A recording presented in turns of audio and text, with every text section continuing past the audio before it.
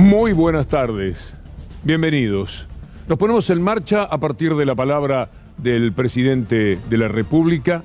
¿Cómo será la situación económica en estos momentos que el presidente no habló para nada de lo institucional en un día gravísimo para la Argentina?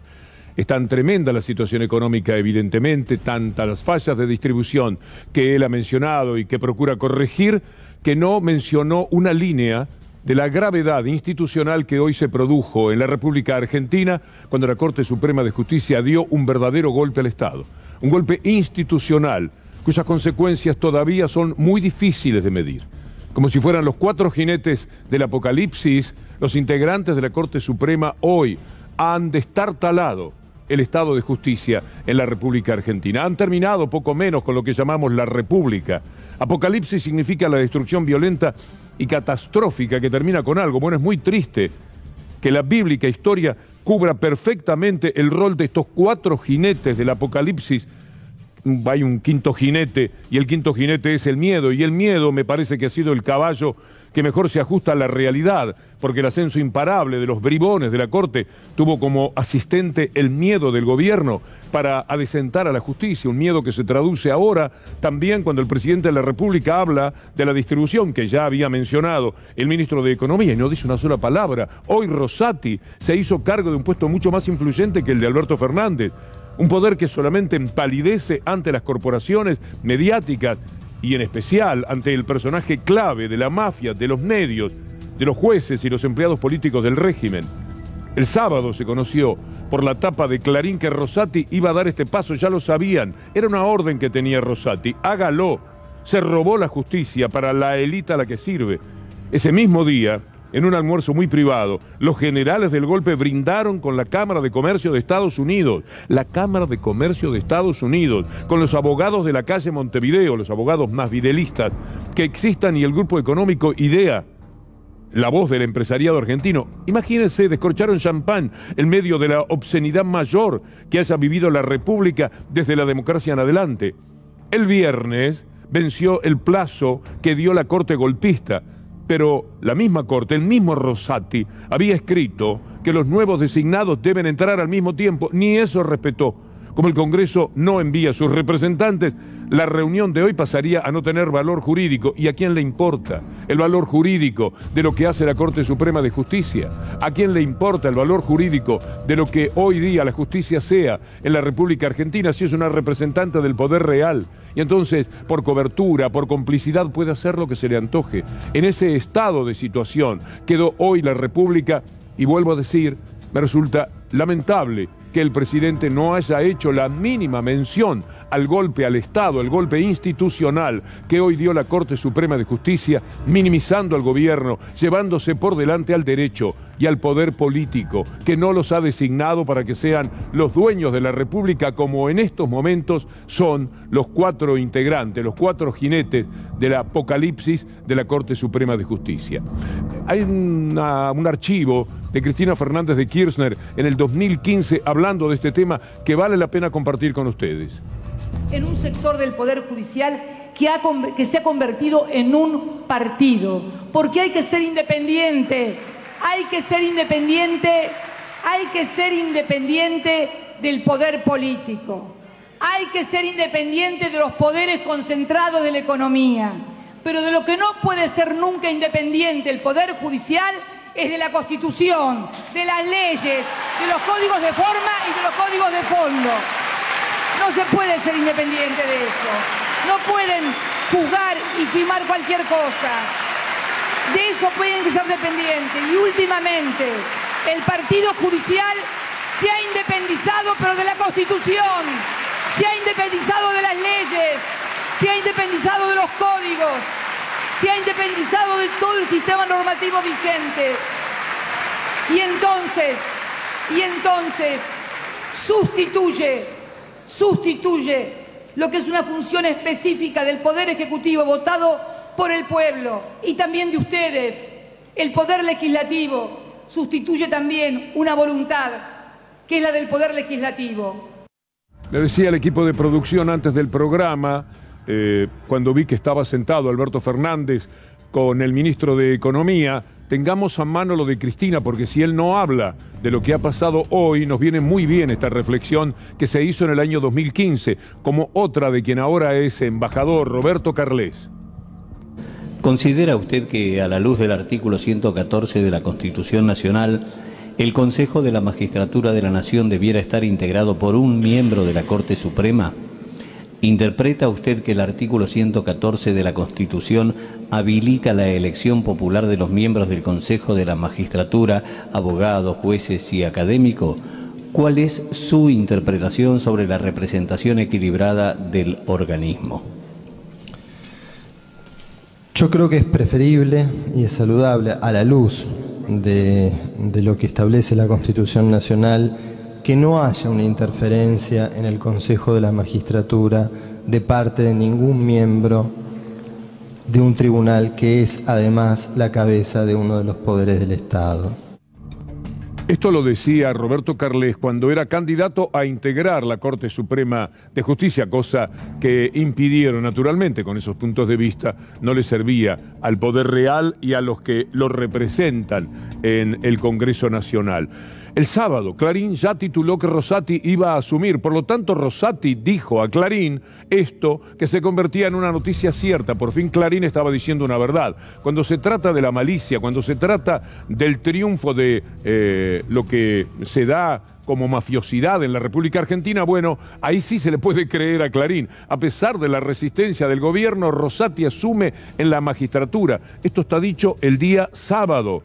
Bueno, hay que entender perfectamente a qué juegan. Miren este título que tiene que ver con, de todas maneras, hacen cualquier cosa, se llevan por delante al Estado, anulan la justicia en la República Argentina, pero los malos son estos que ellos titulan de tal manera, como esto, tras la embestida de Cristina Kirchner, la Corte Suprema asumirá el control del Consejo de la Magistratura, es decir, los cuatro jinetes del apocalipsis, estos inútiles serviles del régimen, encima son héroes que resistieron la embestida de Cristina Fernández de Kirchner. Vea hoy la tapa de Clarín, el misógino Héctor Mañeto, gozando lo que entiende como una derrota de esa Cristina, a la que no se ha cansado de pegarle a través de sus lacayos y que constantemente está en la mira. Con Cristina enojada, la Corte reasume el control de la magistratura. Encima se permiten un poco menos tomarle el pelo. Martín Soria, el ministro de Justicia,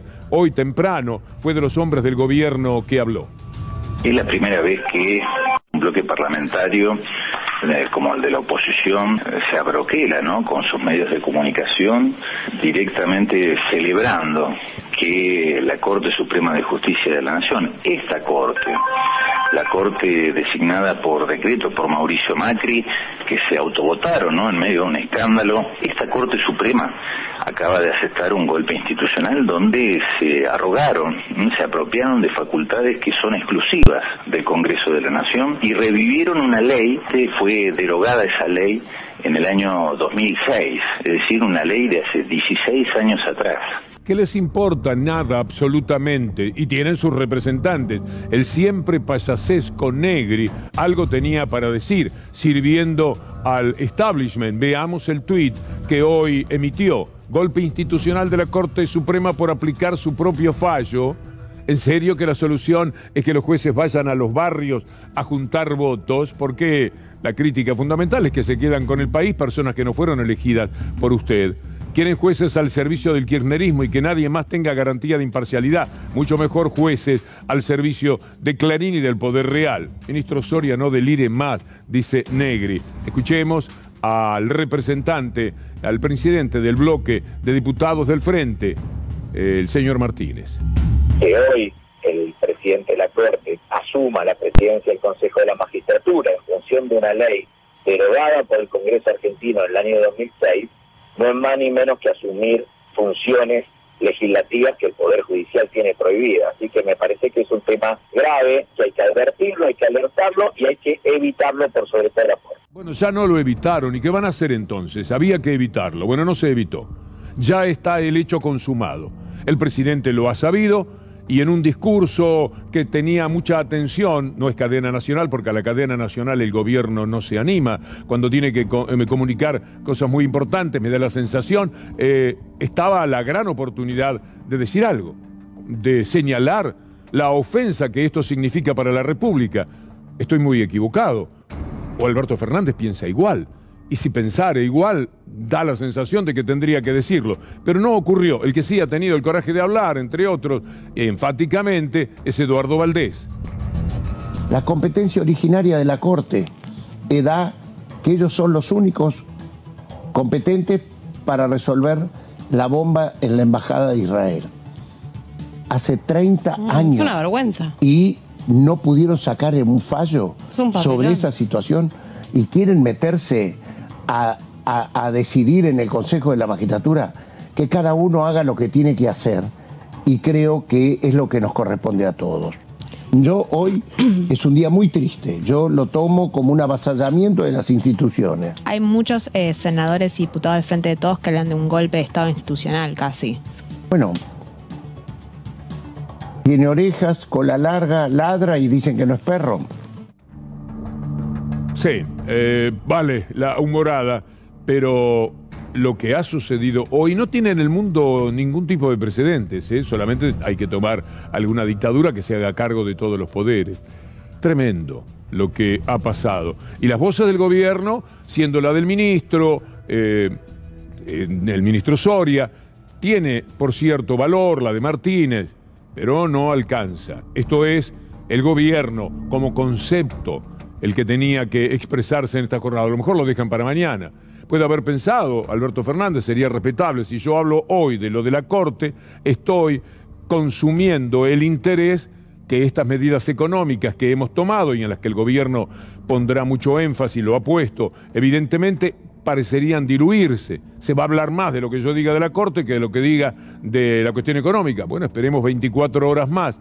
Permitámonos esa paciencia. De todas maneras, creo que en un minuto se podía concentrar perfectamente el repudio, la repulsa que provoca este hecho bochornoso de estos jinetes del apocalipsis y la posibilidad de la existencia del quinto, que siempre se dijo, se discutía en la Biblia cuando éramos chicos y nos asombrábamos con los 4 jinetes del apocalipsis. Estaba el quinto, y el quinto era el miedo. Vamos a escuchar a Graciana Peñafort.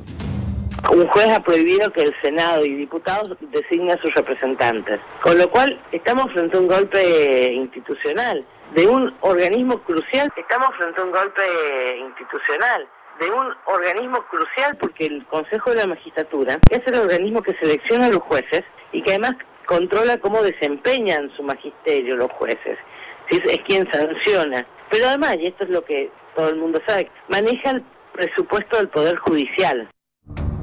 No todo el mundo lo sabe, Graciana, y es un dato fortísimo. Se quedan además con la caja, la famosa caja, toda la caja para ellos. Es demencial, es un delirio que solamente se pueden permitir con un poder enorme, un poder que se ha llevado directamente todo por delante, un tsunami que todavía sigue permanentemente en acción y provocando todo tipo de estragos, y la República va adentro de la ola dando vueltas, quejándose quejumbrosamente sobre lo que está pasando. Pero ocurre y salen a flote tranquilos. Los que salen caminando siempre son ellos, muy tranquilos y muy campantes. Hace 6 años, Dilma Rousseff empezaba a sufrir lo mismo. En el Parlamento ya se votaba la destitución de Dilma Rousseff. O sea, el lawfare, una mujer que ni siquiera estaba acusada de corrupción, que es lo que normalmente se estila en América Latina para derrumbar a los gobiernos. Hablan de la corrupción, después el tiempo demuestra que no la había, mienten de todas las maneras, y cuando pasa el tiempo ya se consumieron un gobierno democrático. Bueno, Dilma no estaba acusada de nada, salvo de, con el presupuesto, hacer algo que necesitaba Brasil en ese momento y que no había sido previsto. Pero por supuesto no se había quedado con un céntimo ni en la sospecha y sin embargo la estaban sacando de la condición de presidenta y no le permitían a Lula porque el lawfare completado por Moro y por toda la injusticia brasileña abría el campo anchamente para que tuviéramos a este loco desatado de Bolsonaro al frente de la sexta potencia, bueno, la que Lula había convertido en la sexta potencia, no sé cómo estará en estos momentos Brasil. Recordemos a Dilma Rousseff, también víctima de un golpe blando como golpe blando hoy en la Argentina se ha dado.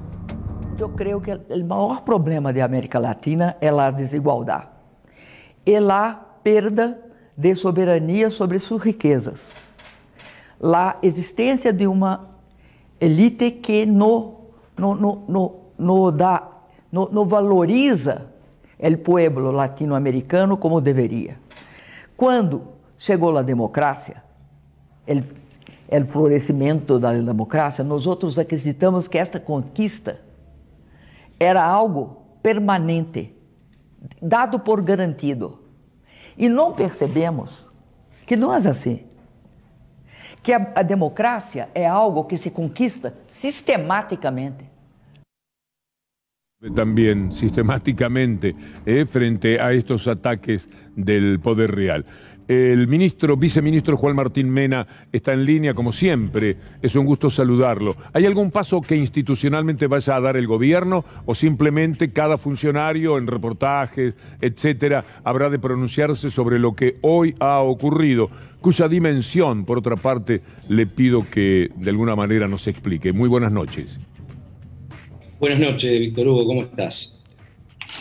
En principio, a ver, lo que acaba de hacer la Corte Suprema de Justicia de la Nación, particularmente en relación a lo resuelto con el Consejo de la Magistratura, causa un profundo deterioro en términos jurídicos y en términos democráticos. Realmente no se tiene precedente de fallos de estas características en la cual la propia Corte Suprema de Justicia de la Nación, la cabeza del Poder Judicial de la Nación y que define la juridicidad de todo nuestro país, emita resoluciones, adopte resoluciones, violando ni más ni menos que la Constitución Nacional. Nosotros, por supuesto, que vamos a seguir trabajando en una profunda reforma del sistema de justicia. En el mes de noviembre del año pasado, nosotros del Poder Ejecutivo remitimos al Congreso de la Nación un proyecto de ley reformando institucionalmente el Consejo de la Magistratura. Días después vino el fallo de la Corte que produjo un verdadero descalabro.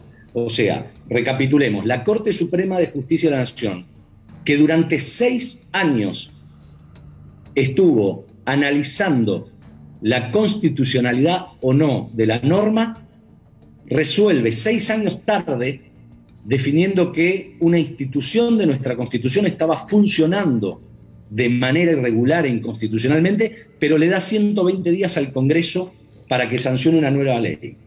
Y en el medio se toma una atribución que no se había tomado nunca en 160 años de historia en nuestro país, reflotando y dándole vigencia a una ley que el Parlamento había derogado. Por eso exhorta, invadiendo la esfera de poder del Poder Legislativo, para que se sancione una nueva ley.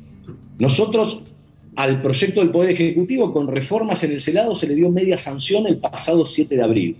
Y vamos a canalizar todo nuestro esfuerzo para que la Cámara de Diputados logre el tratamiento de esta ley, porque no se puede permitir en nuestro país que un poder del Estado invada al otro, y mucho menos desde el Poder Judicial sobre los representantes del pueblo y de las provincias argentinas. Y si no tuvieran los votos, ¿qué pasaría? Ministro, ¿qué pasaría si no tuvieran los votos? Van al Congreso. Y allí está el Poder Real representado por una mayoría de la derecha, o casi. ¿Qué harían en tal caso? Bueno, justamente lo que resulta absolutamente anormal en esta situación en la que estamos atravesando en nuestro país es que parte del Congreso, parte del Poder Legislativo, particularmente nuestra oposición de gobierno, está celebrando que otro poder del Estado le cercene sus facultades. Yo creo que vamos a lograr los votos, vamos a negociar como se tiene que negociar, como lo marca nuestra Constitución, que es en el seno del Congreso, que planteen las reformas que crean necesarias, pero nosotros no podemos permitir de ninguna manera, y hay otros resortes para ello, que la Corte legisle cercenando las facultades del Poder Legislativo. Eso no lo vamos a permitir. Y sobre eso tenemos que trabajar. Estamos trabajando. Muchísimas gracias, Juan Martín, como siempre. No, por favor, Víctor, ustedes.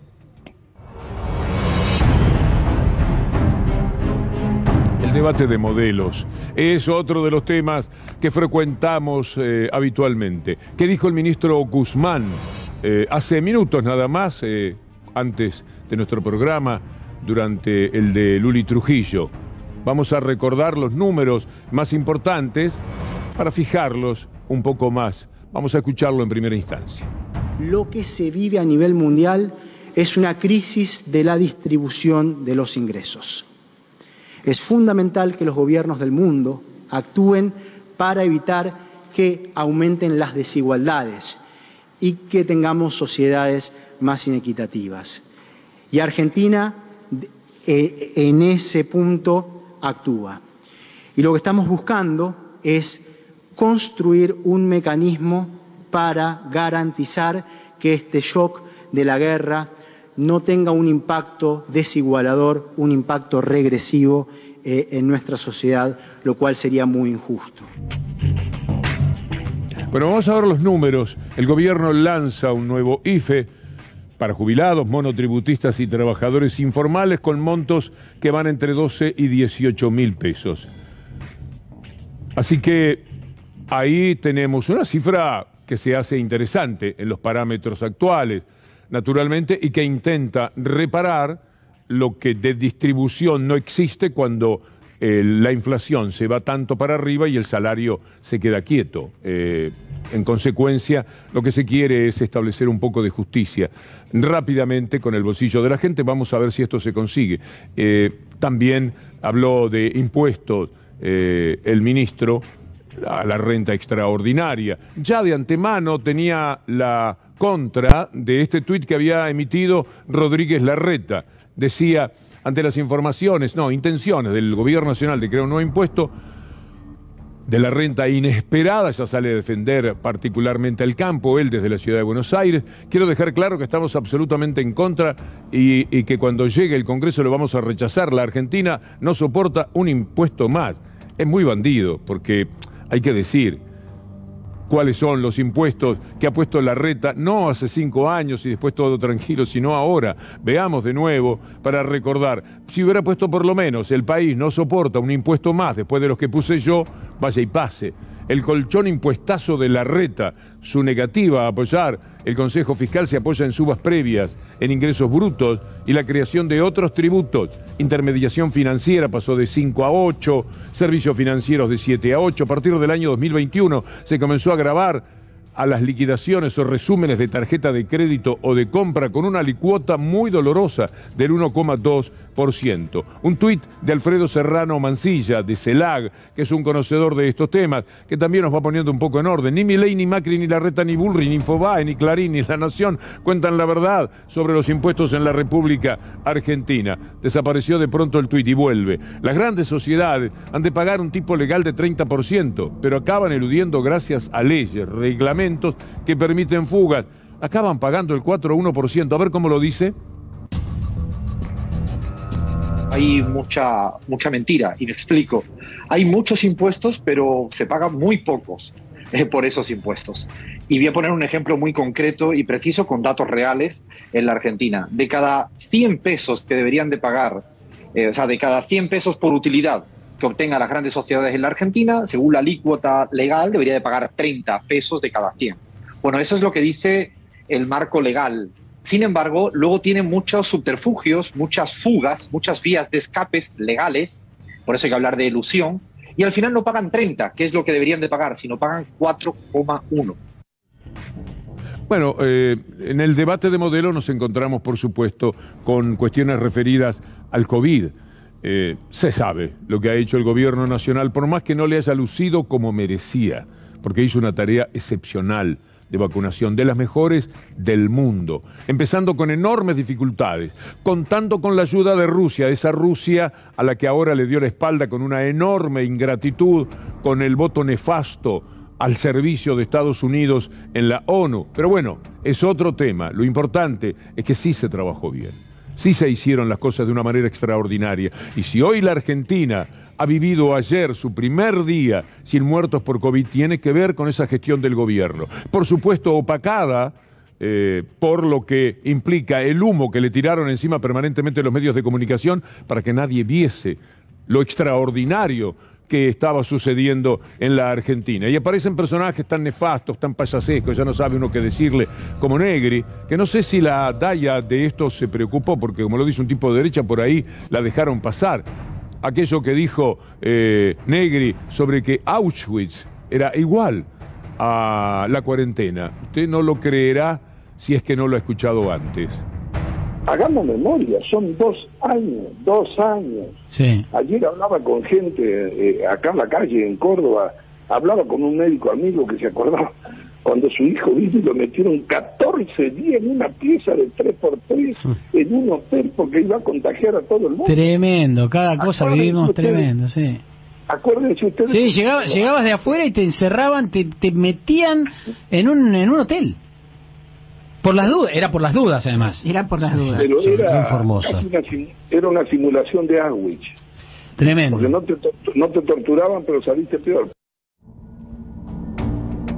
Increíble, demencial. Y ese es un tipo que representa gente, ahí está en el Congreso. La noticia es mucho más importante que Negri y todo lo demás. No hubo muertos por coronavirus por primera vez en 2 años. 0 muerte. Esto ocurrió en el día de ayer, lo supimos hoy. A su vez hubo 428 contagios, la cifra más baja de los últimos meses, cuando el pasado 17 de octubre se habían registrado 400. Desde ahora el reporte de casos que entrega el Ministerio de Salud será semanal. Seguimos con la batalla de modelos, para que usted también sepa a qué atenerse. Las personas con discapacidad, tan atacadas siempre, hay como 5 millones, más de 5 millones, y solamente 1,5 millones reciben el beneficio que les permite emparejar un poco una lucha naturalmente desigual con el resto de la sociedad.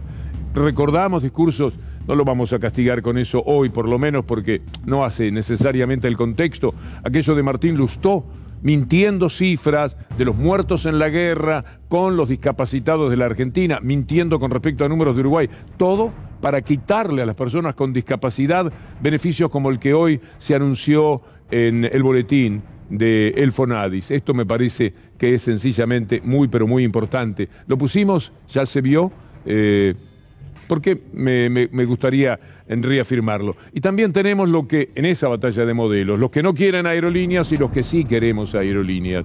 Está este tuit del presidente de Aerolíneas, Pablo Seriani, recordándonos que la Semana Santa en números dejó 300.000 pasajeros transportados, 45.000 de ellos en vuelos regionales, un 30% voló sin pasar por Buenos Aires, una tercera parte.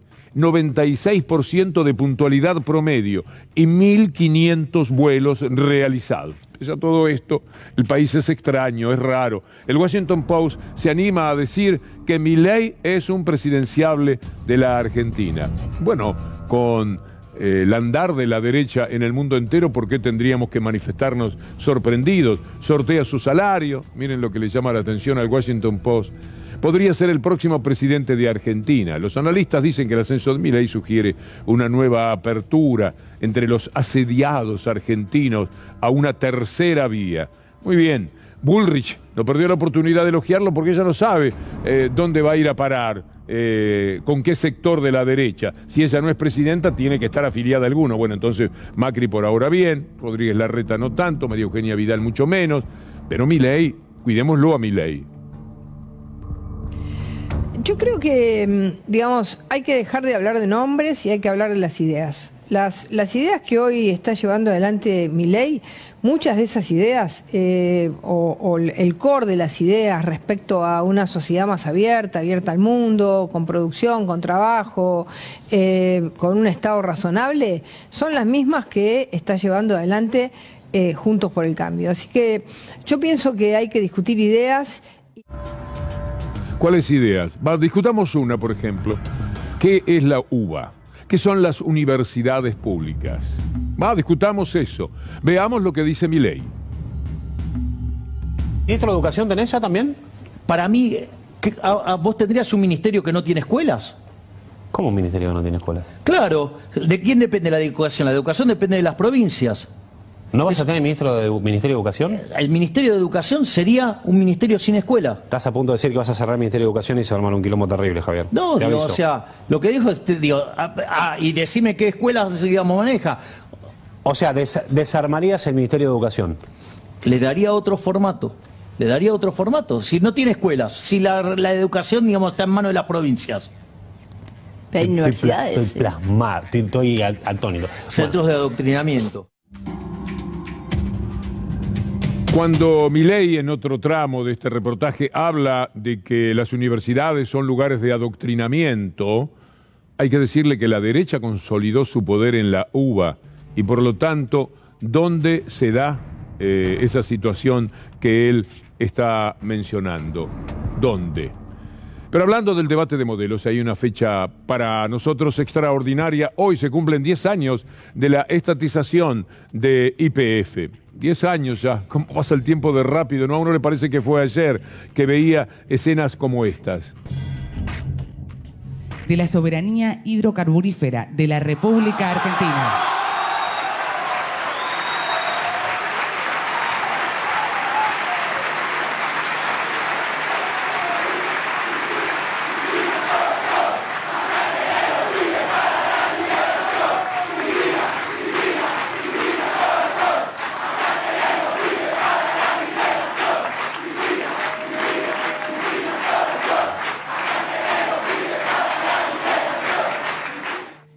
Me contaban que ya hace un tiempo empresas líderes del mundo en materia de servicios petroleros han comenzado a estudiar nuevos modelos de negocios. ¿Por qué?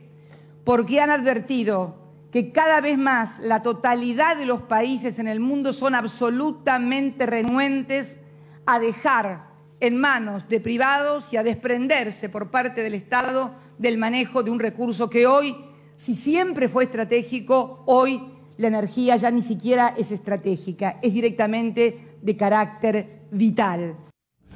Veamos cuáles son los logros de YPF en estos 10 años para que usted tome dimensión de lo que ha significado para la Argentina.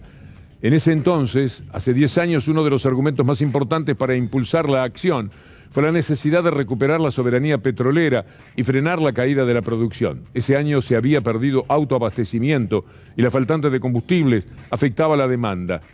Ahora bien, en relación a la producción de vaca muerta a nivel país, YPF aporta el 60% en petróleo y el 30% en gas. La empresa nacional. En 2022 la empresa planea invertir 1.600 millones para incrementar en un 40% la producción de gas y petróleo en vaca muerta. El costo de desarrollo de las operaciones de YPF en vaca muerta se redujo en 6 años en un 56% y está muy cerca de valores internacionales, con valores similares a los del Permian, que es desarrollo de los Estados Unidos, el que más se parece a vaca muerta. Esto es lo que pasa. Pero no lo querían como en instantes, vamos a ver, no quisieron que fuera un poco más estatal la compañía eléctrica de México y traicionaran a su propio país los legisladores de la derecha, como también lo hicieron cuando se votó la estatización de YPF. Me acuerdo cuando se lo recordaba Cristina Fernández de Kirchner a quien era la vicepresidenta, Michetti.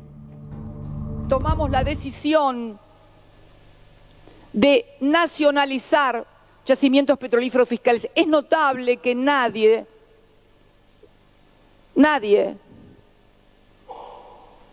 haya tenido este reconocimiento. Sobre todo porque ahora lo veo al presidente en vaca muerta todo el tiempo. Pero si hubiera sido por ustedes, señora presidenta, vaca muerta seguiría siendo de Repsol. Porque todos ustedes votaron negativamente la nacionalización de Repsol, de YPF. Es más, no todos, acá Neider no es cierto, algunos senadores, creo que Rosas también la votó positivamente, pero ¿usted, señora, era diputada? Señora presidenta, ¿era diputada usted? ¿Cómo votó? ¿Cómo votó la nacionalización de YPF, de vaca muerta? ¿Cómo la votó? Ah, la votó negativamente. Mire qué interesante. Mire qué interesante. Y después nos dice que tenían crisis energética, que no habíamos hecho nada por la energía y ahora al presidente no se le cae vaca muerta de la boca. Va y se saca fotos y casi lo toma, dijo el otro día en el discurso, casi como una empresa personal. Pero fíjate vos. Pero no tanta risa en México, ¿eh? Allí la ley no prosperó, no avanzó, no pudo pasar. El propósito de López Obrador, que es la figura en este momento más importante de nuestra América Latina. Legisladores mexicanos rechazaron la propuesta de reforma eléctrica del presidente López Obrador. Bueno, naturalmente, ahí hay una traición. Toda la derecha votando en contra. ¿Qué votó usted? Le van a preguntar. Mire la explicación. Los partidos de oposición se unieron frente al proyecto de ley que, según dijeron, dañaría la inversión. Siempre le meten esa palabra, ¿vio? Y violaría las obligaciones internacionales. O sea, México tiene obligaciones internacionales, pero no obligaciones internas con ese pueblo, ese inmenso y maravilloso país, pero profundamente desigual, al que intenta provocar una reparación, algo positivo, López Obrador. Cuando intenta con esa ley ser dueño de la energía eléctrica, implica poner después tarifas, el gobierno, no como le pasa al gobierno argentino, que pone tarifas y le dicen no, eso no camina, y le ponen la tarifa que se les antoja, y si no le gusta el gobierno van y buscan un juez, un Fierro Bustos, uno de esos personajes insólitos que le van a dar la razón para que siga cobrando y robando a la gente. No roban, lo ponen a Rosati de presidente del Consejo de la Magistratura, de verdad que están con un inmenso poder, están muy locos. Hay un tipo que es el Minotauro, insaciable, ya no le alcanza con nada que le lleven. Y por supuesto, el daño es descomunal. Escuchemos a López Obrador. Bueno, yo considero que el día de ayer se cometió un acto de traición a México por parte de un grupo de legisladores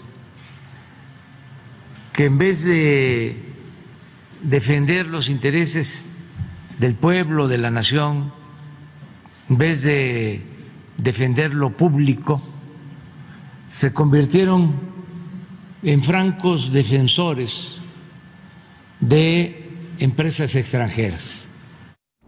No sé qué tenían.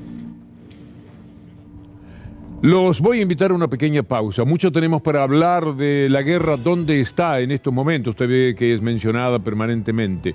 No es bueno mencionarla tanto. No se puede atar la inflación a lo que es la guerra. Porque es verdad, pero al mismo tiempo no es la primera de las verdades para la Argentina, que tiene una inflación igual, parecidísima en mucho tiempo esta parte. En consecuencia, la guerra puede haber influido algo más, pero no sirve como pretexto. No es bueno mencionarlo, porque si no es aferrarse a las excusas, que la cuarentena, que la pandemia, que la guerra. Basta de eso. Están trabajando bien en algunos aspectos, la recaudación fue buena, se pudo distribuir este dinero, vamos a ver si alcanza, mañana conoceremos las repercusiones de los distintos sectores para saberlo un poco mejor. Pero hablemos de la guerra fuertemente, inmediatamente después de esta pequeña pausa. Los señores de la guerra, aquellos que piensan que la guerra les está sirviendo, que les es útil para la cuestión política dentro de cada uno de sus países. Empecemos por Biden, por ejemplo. Pensemos en el presidente desnorteado de los Estados Unidos, un hombre perdido mentalmente en sus últimas apariciones. Pensó la guerra, aceleró la guerra, porque su caída en el panorama político de los Estados Unidos es vertiginosa. El fantasma de Trump lo arroja a la certeza de la no reelección y su afecto a la guerra de Ucrania es una consecuencia de ese fracaso. Hablemos de Boris Johnson. Boris Johnson, el hombre fuerte de Inglaterra, ve esta destrucción también con buenos ojos y sale a pasear con Zelensky por la ciudad de Kiev. Anduvo allí caminando. Fue con el presidente de Ucrania como si se tratase de un turista, para que se hable de él en términos más amables de los que generan sus reiteradas fiestas en la Casa de Gobierno. Decenas de reuniones que rompían todo cuidado sobre el coronavirus siguen golpeándolo, pero Johnson consigue recuperar terreno gracias a la guerra, a lo que dice de Putin o a lo que defiende de Zelensky. Bueno, hablemos de Zelensky mismo. el hombre enfrentado a este Putin, el presidente ruso, que determina en estos momentos que la continuidad de la guerra será hasta el final, y Zelensky lo sabe, y permite que cada día mueran más ucranianos y más ucranianos se exilien. Zelensky sigue en la creencia de que está dentro de una ficción y permite que siga una guerra perdida que causa muertes y exilio a sus compatriotas, abandonando a su suerte OTAN, Estados Unidos a Ucrania. Determina que las cosas sean así para Zelensky, que solo aparece en las pantallas de congresos y festivales musicales hablando de la libertad o posando para los fotógrafos, aunque parezca mentira. Ha llegado a posar en notas que le hace alguna agencia internacional pensando que está en un set de televisión, como en los viejos tiempos, y no conduciendo a un país al que aflige inútilmente, dejándolo masacrar, porque sabe que aceptar la realidad también le costaría el puesto. Mientras hay guerra, él está seguro, terminada la guerra vendrán las preguntas. El nivel de destrucción ya es espantoso. Cada día se ven edificios destruidos y uno se pregunta a dónde volverán los exiliados cuando se sabe que un edificio está sin gente, cae un misil, y siempre el daño colateral es la muerte de civiles que se hace inevitables en algunos casos. ¿Dónde están sus casas? ¿Qué será de la clase media? De la clase que no tiene dineros puestos en paraísos fiscales como los ricos ucranianos que se fueron y fueron los primeros en irse porque tenían mejor información que el resto de la nación. La guerra viene a ser el elemento que se convierte en una especie de salvaguarda de muchísimos políticos. Es una cosa tan triste lo que está sucediendo con Ucrania, y le siguen fogoneando el interés de la guerra a Zelensky. Estados Unidos te mando armas, la OTAN te mandamos dinero. ¿Qué va a hacer con eso? Si ejército por ejército es inmensamente inferior. Rusia dice que ya murieron más de 23.000 soldados ucranianos. Por eso la cara de Zelensky va cada día deformándose más. Empezó como cuando era un actor y ahora es un hombre mortificado, evidentemente. ¿Y cómo no estar mortificado si a cada rato levanta el teléfono y le dicen que le han destruido y cuántos han muerto? Él es el responsable, el absoluto responsable de que se haya entrado en esta guerra. Bastaba decir no voy a la OTAN, no tengo que ir a la OTAN, o que la OTAN, que hábilmente lo dejó meterse en esta guerra, hubiera dicho nunca Ucrania va a ser parte de la OTAN. Quiero terminar con algo más amable.